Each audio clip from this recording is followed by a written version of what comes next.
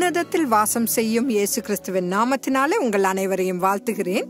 இன்று சபையில் இருப்பது சீஷர்களா அல்லது விசுவாசிகளா என்பதை குறித்து நாம் தியானிக்கலாம். இயேசு பூமியில் ஊழியம் செய்த போது ஒரு சீஷன் ஆவதற்கு வேண்டிய நிபந்தனைகளை பற்றி பேசியதை நான் சுருக்கமாக சொல்ல விரும்புகிறேன். நாம் வெறும் இயேசு கிறிஸ்துவின் ரசிகர்களோ ஞாயிற்றுக்கிழமை கிறிஸ்துவர்களோ அல்ல, இயேசு கிறிஸ்துவின் சீஷர்களாக தேர்ந்தெடுக்கப்பட்டுள்ளோம் என்பதை முதலாவது நாம் புரிந்து கொள்ள வேண்டும். நாம் பேசும் வார்த்தைகளாலும் செய்யும் செயல்களாலும் நமது வாழ்க்கை முறையாலும் இயேசு கிறிஸ்துவை பிரதிபலிக்க அழைக்கப்பட்டுள்ளோம்.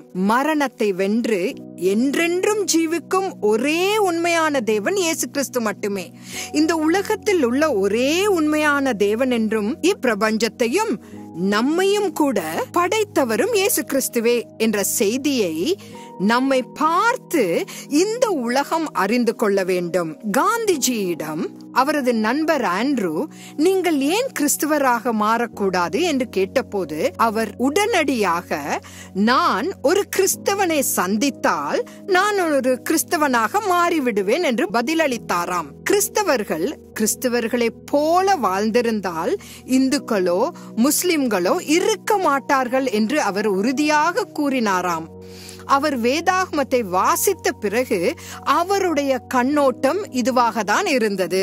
கிறிஸ்துவை தன் வாழ்க்கையில் வலுவாக பிரதிபலிக்கும் ஜனங்கள் நம் இந்தியாவுக்கு அவசியமாகும். இந்தியாவில் உள்ள சபைகள் கிறிஸ்துவின் விசுவாசிகளால் மட்டும் நிரப்பப்படாமல் கிறிஸ்துவின் சீஷர்களால் நிரம்பி இருந்தால் எப்படி இருக்கும்? ஆகையால் நீங்கள் புறப்பட்டு போய் சகல ஜாதிகளையும் சீஷராக்கி பிதா குமாரன் பரிசுத்த ஆவியின் நாமத்தினாலே அவர்களுக்கு ஞானஸ்தானம் கொடுத்து நான் உங்களுக்கு கட்டளையிட்ட யாவையும் அவர்கள் கை கொள்ளும்படி அவர்களுக்கு உபதேசம் பண்ணுங்கள் என்று இயேசு நம்மிடம் கட்டளையிடவில்லையா?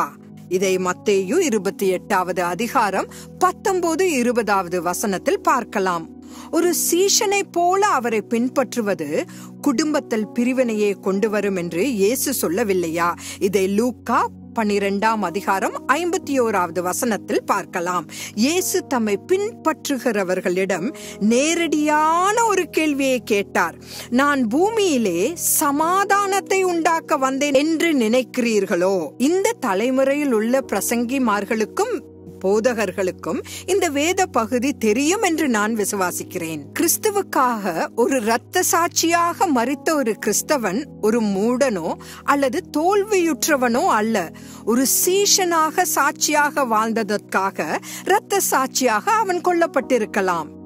இயேசு கிறிஸ்து மீண்டும் திரும்பி வரவிருக்கும் நிலையில் அவருடைய வருகைக்காக ஆவலுடன் காத்திருக்கும் சீஷர்கள் இந்த உலகில் இன்று இருக்கிறார்களா?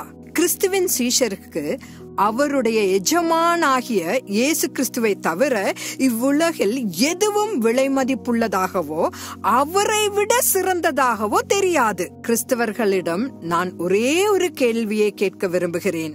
நாம் உண்மையிலேயே சீஷத்துவ வாழ்க்கை வாழ்கிறோமா அல்லது இந்த உலகின் மற்ற குடிமக்களைப் போல வேதாகமத்தை எடுத்துக்கொண்டு வாரத்திற்கு ஒரு முறை அல்லது 2 முறை தேவாலயத்துக்கு மட்டும் செல்கிறவர்களாக இருக்கிறோமா?